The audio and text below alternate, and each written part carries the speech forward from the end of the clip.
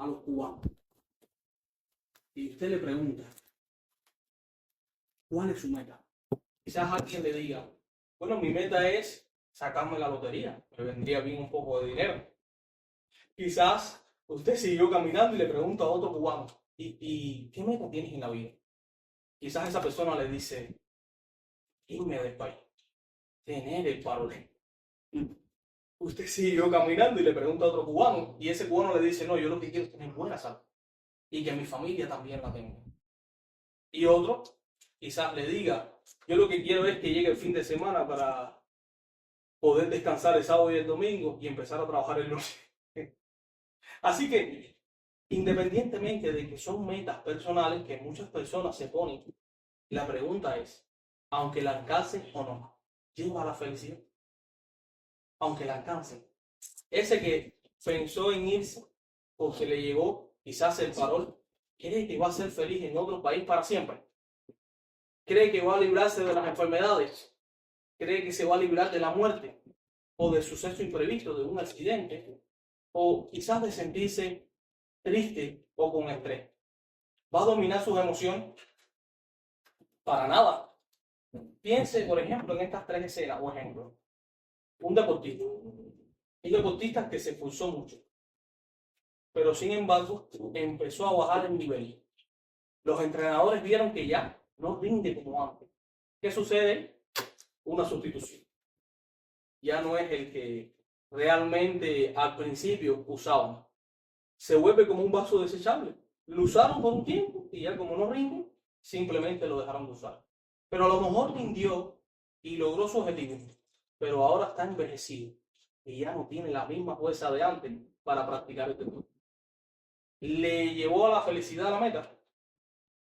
¿Tuvo un final feliz? Puede decir, oye, soy feliz porque mira, sigo siendo joven, tengo vida eterna y disfruté de mi meta de ser deportista. O piensa en alguien que estudió y alcanzó en los aspectos académicos, llegó a estar en la universidad, estudió en informática, es habilidoso y lamentablemente hoy trabaja en cualquier cosa menos en la informática. Muchos tratan de alcanzar estudios universitarios y hoy usted lo ve y usted es testigo de eso. Oye, tú no estudiaste para informática y quizás lo ve trabajando en otra cosa. O piensa en este hombre que luchó por un país, quizás por aparentemente una causa noble, fue a Angola, defendió a Cuba, hoy está envejecido y la casa se le está cayendo. Se olvidaron de todo lo que es.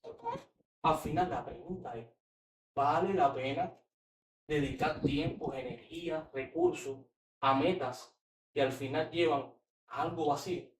Al final el mundo te usa y te desecha. Simplemente lo que quieren es usarte cuando ellos les conviene, pero cuando ya no les conviene, te dan a un lado. Puede decirse eso de la meta que brinda la Biblia, de la meta que nos brinda Jehová. Jehová puede decepcionarnos porque nos pongamos metas. Eso es que dice la Biblia. Tenga la oportunidad, acompáñeme. Así que, si no tiene Biblia, puede apoyarse del lado. Puede ver lo que dice la primera Timoteo, capítulo 6, versículo 19. Y tiene mucho que ver, recuerde, con el título de la conferencia. Esfuércese por la vida que realmente es vida. ¿Cuál es esa vida que realmente es vida? Vamos a descubrirlo. Primera Timoteo 6:19. Texto B. Le damos tiempecito para que lo tengan ahí en su dispositivo electrónico o en formato. Si lo tiene ahí, dice, y aquí ellos se conseguirán un tesoro, unos buenos cimientos, ¿para qué? Dice ahí, para el futuro. Y vaya pensando los otros que se pusieron metas. ¿Qué clase de futuro te labrará? Dice, para que logren aferrarse a la vida que realmente es vida. Aferrarse a la vida que realmente es vida. ¿Y cuál es la vida de verdad? Tener vida eterna. ¿Qué sentido tiene que uno se esfuerce tanto cuando al final uno simplemente sabe que su destino es envejecer y morir? Pero es cierto, todos quizás tenemos que pasar la humanidad por esa etapa, pero Jehová promete algo, vida eterna. Fíjense en esto, ¿qué parte sobre la vida eterna? Como dice Juan 17:3, ¿verdad? Pensemos en el ejemplo de una madre con su bebé. Esta madre, ¿cuál es la meta de ella? Que su bebé nazca y crezca saludable. Pero cuando empieza a crecer, lleva mucho esfuerzo cuidar de un bebé. Ni yo tengo idea de lo que pasa una madre para cuidar a su pequeño. Bueno, aquí hay unas cuantas madres, por decirlo así, la mayoría, que saben muy bien por experiencia lo que significa esforzarse por cuidar a un bebé. Pero ¿por qué usted lo hace? Porque ama a ese bebé. Quiere que crezca saludable y que cuando sea un adulto pueda depender de quién, de usted, madre, no de sí mismo. Y usted sentirse satisfecha ya y decir, ahora sí mi hijo, yo lo cuidé, lo crié bien. Así mismo son las metas. Debemos cuidar a las metas como niños chiquitos, ver que nuestra meta crezca, nuestra meta es sentido espiritual. ¿Captamos la idea? Así que, como mismo una madre tiene que esforzarse por criar a sus hijos, nosotros tenemos que esforzarnos por ponernos metas espirituales y que crezcan como los hijos. No que se queden ahí. Un niño no toda una vida va a estar gateando. Lo mismo pasa con un estudiante de la Biblia. No solamente va a vivir de leche. El niño cuando va creciendo, ¿qué va necesitando? Va necesitando una papita, ¿verdad? Un purecito. Y quizás ya el purecito ya no lo asimila. Ya más adelante, mientras va teniendo un poquito más de tamaño, ya puede usted darle un poquito de comida más fuerte. Quizás una carnecita, ¿verdad? Un arrocito. Los estudios de la Biblia, si usted está aquí, tiene que ir pensando en cómo progresar, en no quedarse estancado. ¿Por qué razón? Porque el progreso del que habla la Biblia es continuo. Uno no debe de estancarse, pero no se preocupe, porque lo felicitamos. Si usted está aquí, querido estudiante, es porque está demostrando que quiere progresar. No solamente se quedó en casa. Mire el esfuerzo que hizo. ¿Cuántas cosas no hay que hacer en casa, verdad? Y malas madres con niños. Y no importa, siempre hay algo que hacer, pero usted el esfuerzo que hizo, eso se le felicita. Bueno, la idea es que hay que pensar, bueno, ¿y qué yo voy a obtener por estudiar la Biblia, por progresar, por ponerme metas espirituales, como dice el hermano? Bueno, hay una recompensa. Jehová promete en Juan 17:3 que dice, esto significa vida eterna, el que estén adquiriendo conocimiento. Así que cuando usted va a invertir, lógicamente, lo que las ganancias tienen que ser mayores que la inversión, ¿no es cierto? En sentido espiritual pasa igual. Si usted invierte a Jehová tiempo, energía, dedicación, Jehová va a bendecirle que es doble. Ahora, ¿por qué ponerse la meta de conseguir la vida que realmente es bien? Bueno, piense por un momento. ¿Cuál es el resultado del esfuerzo? Bueno, mire, estudiar la Biblia le produce paz interior. El estrés, ¿quién no tiene estrés en estos tiempos? Pero qué bueno es sentir una calma, tener una esperanza, saber que usted no está solo, saber cómo enfrentarnos a las preocupaciones de la vida. Hay muchas preocupaciones y uno necesita un consuelo, uno necesita una salida. Y entonces cuando uno estudia la Biblia logra encontrar esa salida y esa la da Jehová. Pero depende de usted, depende de mí. Si queremos encontrar tranquilidad para contrarrestar el estrés, y el estrés no es fácil. Ahora, ¿qué dice la Biblia o qué piensa Jehová sobre su enseñanza que nos transmite? Vamos a buscarlo. Vamos a buscar Isaías 48:17. Y nótese cómo Jehová le expresa a usted y a mí, si nos esforzamos por estudiar la Biblia, algo interesante. Y le repetimos la cita, Isaías 48:17. Y son palabras del mismo Jehová. Allí dice, esto es lo que dice Jehová, tu recomprador, el Santo de Israel. Yo Jehová, soy tu Dios. Nótese, el que te enseña, ¿por qué? Por tu propio bien. El que te guía por el camino en que debes andar. En otras palabras, es como un buen padre que le dice a su hijo, te enseño para que te vaya bien en la vida. Un padre va a desear algo más para sus hijos. Es difícil encontrar un padre así. Los padres siempre quieren lo mejor para sus hijos. Y la pregunta es, ¿no querrá lo mejor Jehová para usted y para mí? Ahí entonces es donde podemos reflexionar y pensar en cómo Él nos ayudó. Al final, la vida se envuelve en una monotonía cuando uno no se esfuerza por ponerse metas espirituales. Sigue uno teniendo problemas, sigue uno estando estresado, e incluso cuando uno se pone a reflexionar en lo que está haciendo, en el vivir diario, uno no sale de ese bucle, pero Jehová nos ayuda a salir de esa monotonía. Esfuérzate por ponerse meta, por alcanzar la vida que realmente es vida. Vale la pena. Al final, ¿qué va a pasar con las metas de este mundo? Cuando uno se aferra por tener dinero, por tener una buena casa, por tener quizás fama, prestigio, ¿qué dice la Biblia que va a pasar con? Vamos a buscar. Primera de Juan 2:17. Ahí se hace un contraste entre los que al final se ponen metas de este mundo y los que realmente se esfuerzan por hacer las cosas a la manera de Jehová. ¿Cuál es su recompensa?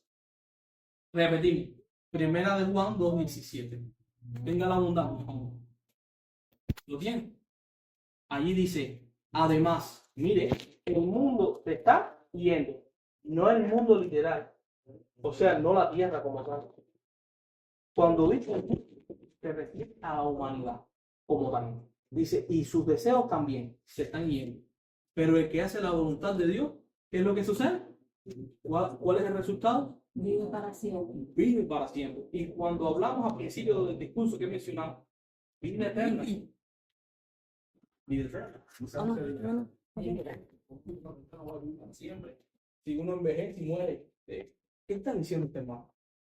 Bueno, no se sienta mal, es normal pensar, pero piensa en algo, mire. Y usted ahora como periodista otra vez, sale en la calle y le pregunta a los cubanos, dime la fecha, el día, el mes y la hora en el que desea morir. ¿Qué cree que le va a decir esa persona? Mira, no me entrevistes más, que no me conviene lo que me estás diciendo. Entonces nos damos cuenta, ninguna persona desea morir. Entonces, ¿por qué morir? La Biblia responde esa pregunta. ¿Y cómo es posible la vida eterna? Porque Jehová desde un comienzo siempre quiso que el ser humano viviera para siempre. Y mira la ilustración. ¿Cómo se va a disfrutar de la vida para siempre, de lo que promete Jehová? ¿Cómo va a ser? ¿Lo nota ahí? Es una escena muy bonita, ¿verdad? Hay otra ilustración.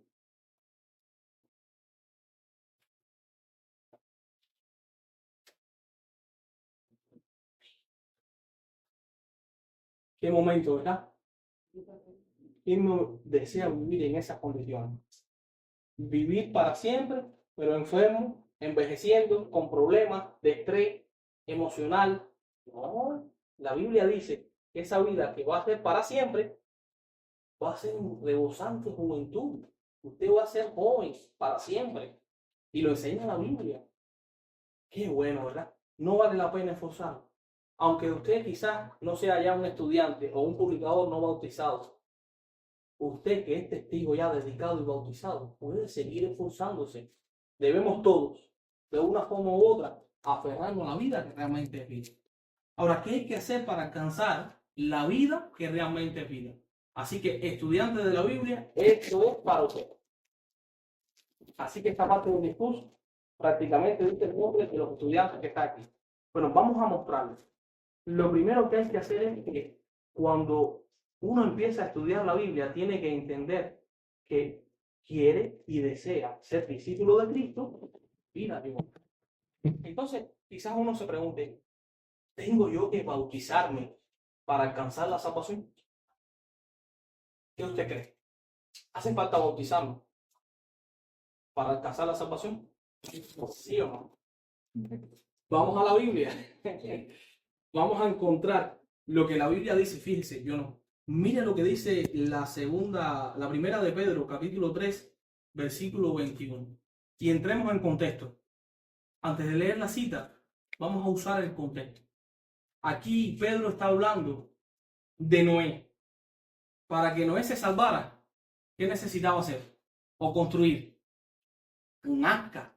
Si no construía el arca, lamentablemente iba a aparecer Y Jehová le había advertido, construye un arca y entra tú y tu familia. Ahora en nuestros tiempos, en otras palabras, Jehová nos está diciendo, deben llegar a bautizarse y dedicarse, como esa arca que construyó Noé, para poder lograr la salvación. Y el apóstol Pedro lo dice. Mira, primera de Pedro 3:21 dice, el bautismo, que es a lo que esto corresponde, ahora también, ¿qué dice? Los está salvando a ustedes. Entonces, ¿es un requisito, sí o no? El dedicarnos y bautizar. Ahí está. Hay que bautizarse para alcanzar la salvación de Jehová. Dice, no al quitar la suciedad entre corchetes del cuerpo, sino a pedirle a Dios una buena conciencia mediante la resurrección. Ahí tienen el primer paso. Empezar a trabajar. No es que quizás ahora usted se atormente, tengo que bautizarme, tengo que alcanzar la salvación. No importa lo que sea, no, estudiante, querido estudiante, no queremos transmitirle eso. Queremos que usted progrese a su paso, pero lo haga movido porque desea salvarse. Bueno, déjame estudiar la Biblia con los testigos de Jehová, como decía un estudiante en una ocasión, porque si me cojan a Magedón, puedo perder la vida. Eso es amor.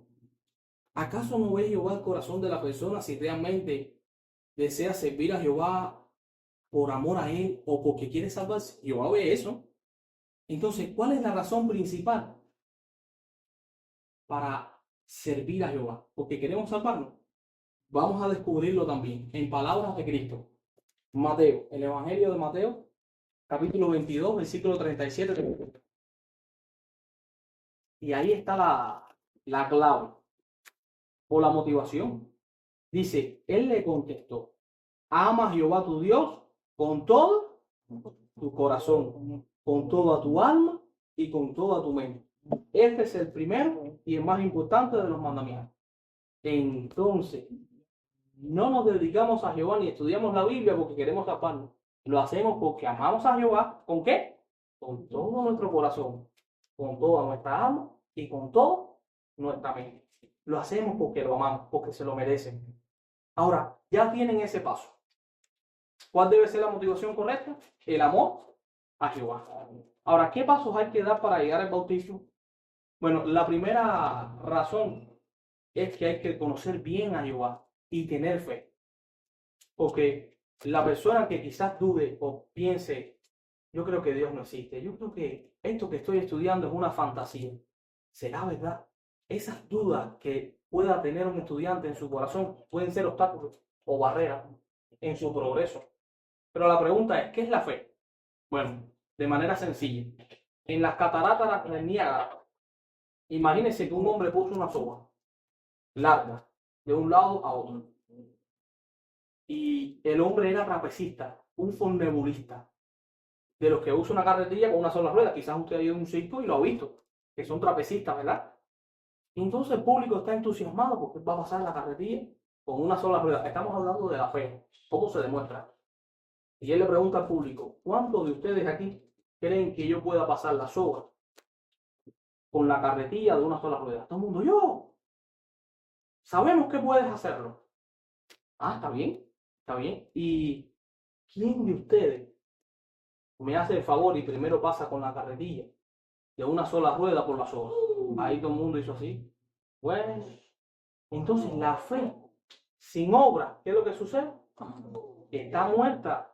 Y a veces, en sentido espiritual, cuando no nos esforzamos, no demostramos fe, ¿para qué estamos estudiando? Hay que estudiar y poner fe. Hay que creer que las promesas que Él le tiene a usted y a mí van a ser reales. Eso es lo que hace que el estudio sea emocionante. Que usted tenga fe en que lo que está aprendiendo es de verdad. Ahí tiene el primer paso. Y lo que está haciendo usted, estudiar la Biblia, asistir a las reuniones, puede ayudar a lograr a tener esa fe. Y una fe fuerte le dará confianza en que Jehová cuidará de usted cuando siga sus consejos. Así que Jehová lo va a cuidar, querido estudiante. No sienta más temor. Él está ahí con usted. Y el esfuerzo que está haciendo ahora, recuerde, es magnífico. Lo felicitamos por eso. No piense que no está haciendo mucho. Porque quizás un estudiante de la Biblia dice, he progresado, quizás no he sido publicador no bautizado, no me he llegado a bautizar como los demás. Creo que Jehová no me ve como un testigo. Eso es una gran mentira. Los estudiantes de la Biblia son como esos bebés que ahora son los que más Jehová le tiene atención. No es que Jehová sea favoritista, no es que a los testigos de Jehová dedicados los echó a un lado, pero piensa en un bebé que necesita más ayuda. Necesita un bebé de 1 año, menos ayuda que un niño de 5.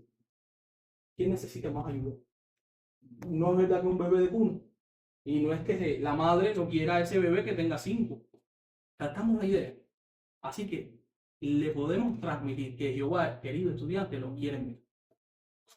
Hay otra idea aquí que también es necesaria tener en cuenta como paso a la dedicación y al bautismo, y es arrepentir. Porque no podemos estar chocando con la misma piedra constantemente, querido estudiante. Hay que cambiar de rumbo. Si usted conoció que en la Biblia Jehová le desagrada algo que usted muy bien sabe que está mal, ¿por qué seguir por ahí?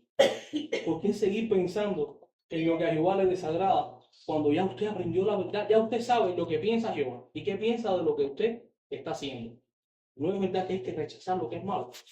Mire cómo lo describe la Biblia sobre el arrepentimiento. Vamos a buscar Hechos de los Apóstoles, capítulo 3, versículo 19, y acompañe la ilustración.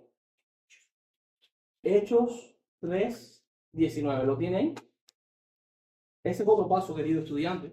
Dice, de modo que arrepiéntanse, fíjese, y den media vuelta para que sus pecados sean borrados. Y así el propio Jehová haga venir tiempo de alivio. Una nota de estudio hablando acerca de lo que dice Hechos 3:19 en la parte donde dice arrepiéntanse y den media vuelta, se refiere a un cambio de actitud.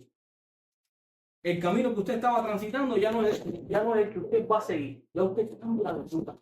Va para una parte que le beneficia más. Así que si antes era una persona que le costaba perdonar y ahora usted aprendió en la Biblia que hay que perdonar, ¿por qué no perdona?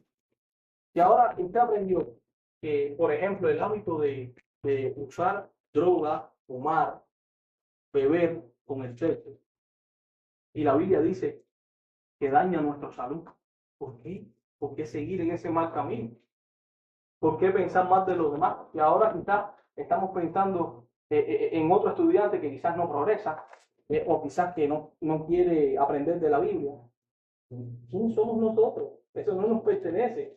Jehová sabe lo que hay en el corazón de esta persona. Entonces hay que cambiar la manera de pensar y la manera de actuar. ¿Y esto significa qué? Arrepentirse, sentirlo. O sea que cuando uno se arrepiente es como cuando un hijo le dice a su padre, papá, lo siento, mamá, lo hice mal. A esto es en una oración. Tiene la costumbre que cuando se equivoca, se acuerda de Jehová y le pide perdón. Es un paso fundamental.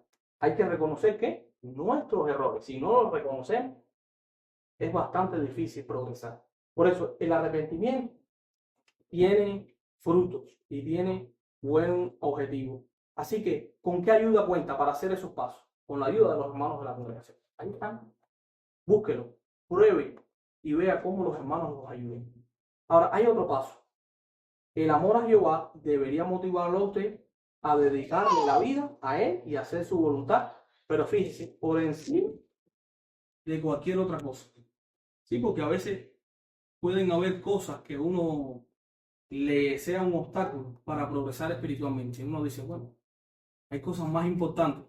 Como el rico, ¿se acuerdan la parábola o la enseñanza de Jesús y el rico? Que el rico le preguntó que desea ser su seguidor a Jesús. Y Jesús le dijo, ve y vende todo lo que tiene y da a los pobres y ven, sé mi seguidor. Y el rico se contristó y dijo, no, deja mi riqueza, conseguirla. Querido estudiante, hay que hacer sacrificio. A veces hay que dejar cosas que a veces nos gustaban para agradar a Jehová. Pero vale la pena, porque Jehová nos va a dar el doble de bendición. Vamos a leer lo que dice Mateo 16, 24, 25. Mateo 16, 24, 25. Y ahí se habla de lo que debemos hacer con nuestra vida cuando se la entregamos a Jehová. Jesús dijo, entonces Jesús les dijo a sus discípulos, si alguien quiere ser mi seguidor, mire lo que tiene que hacer. que renuncie a sí mismo, que tome su madero de tormento y me siga constantemente. Porque el que quiera salvar su vida, la perderá. Pero el que pierda su vida por causa de mí, la encontrará. Fíjense en la expresión una sola, que renuncia a sí mismo. ¿Qué significa esto? Que ya no somos dueños de nuestro propio cuerpo. Ya nosotros, ¿de quiénes somos?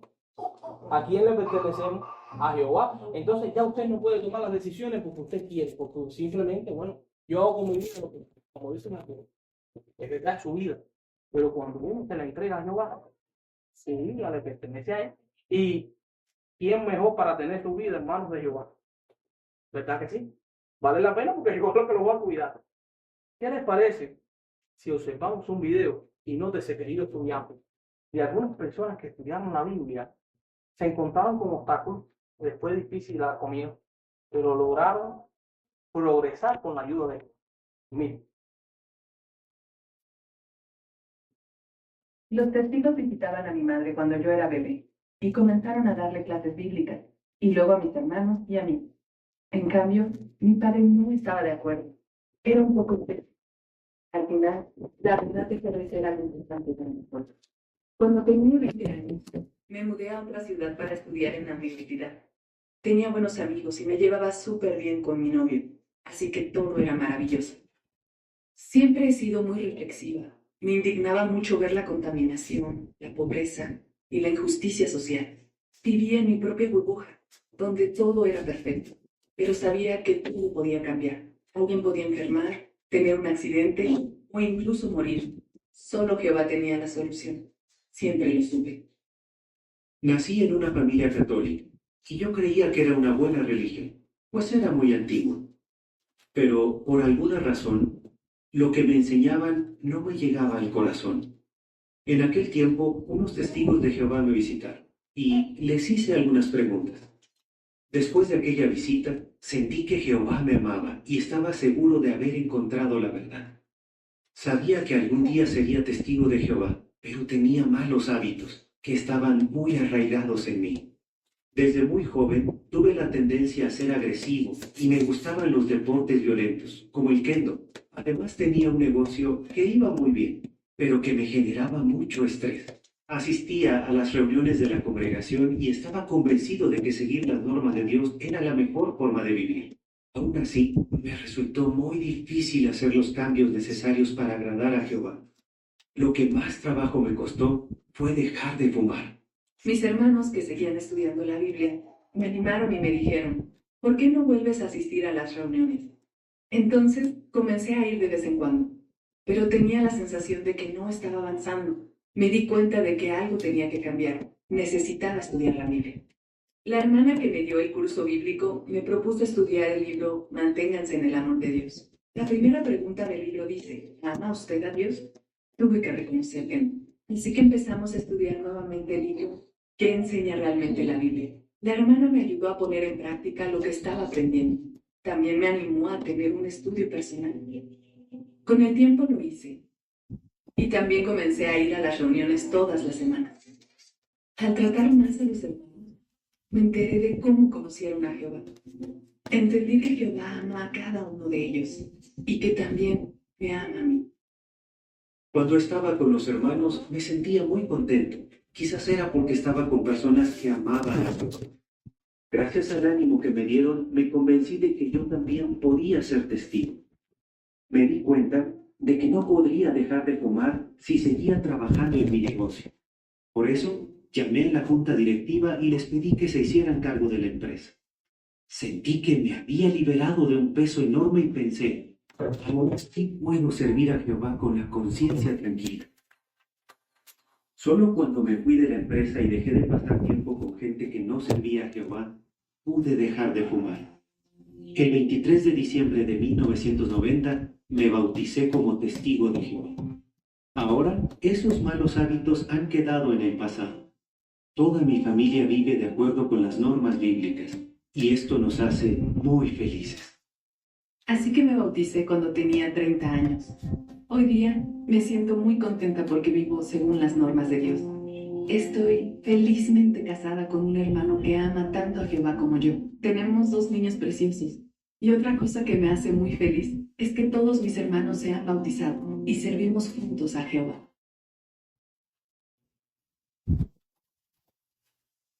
Querido estudiante de la Biblia, si ellos pudieron, usted puede huir. Así que no se desanime. Siga progresando, siga adelante. Disfrute. Ellos tenían obstáculos, ¿verdad? Nuestro hermano comenta que tenía un mal hábito y no era fácil dejar de fumar.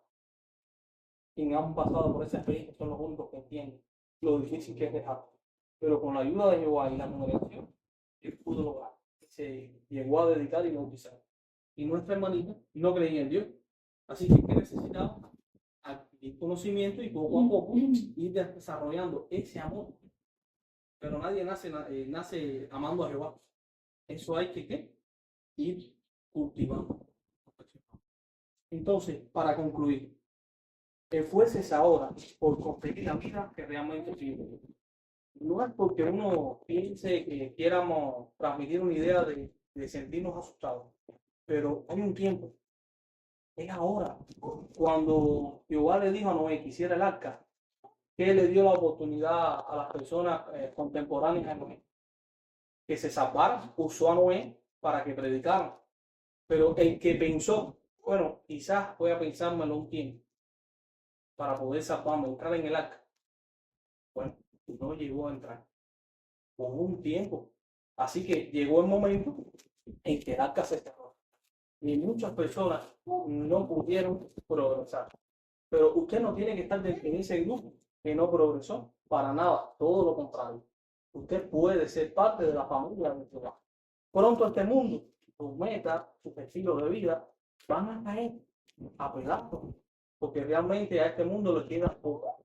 Y el fin está, pero muy cerca. Mientras tanto, ¿qué tenemos que hacer? Seguir adquiriendo conocimiento, seguir pensando en cómo hacernos amigos de Jehová, dedicarnos a Él y bautizar. Si usted hace eso, progresa espiritualmente como un niño que va creciendo, no solamente va a alcanzar la vida eterna, va a tener la oportunidad de estar cerca de Jehová y de formar parte de la familia universal de Él.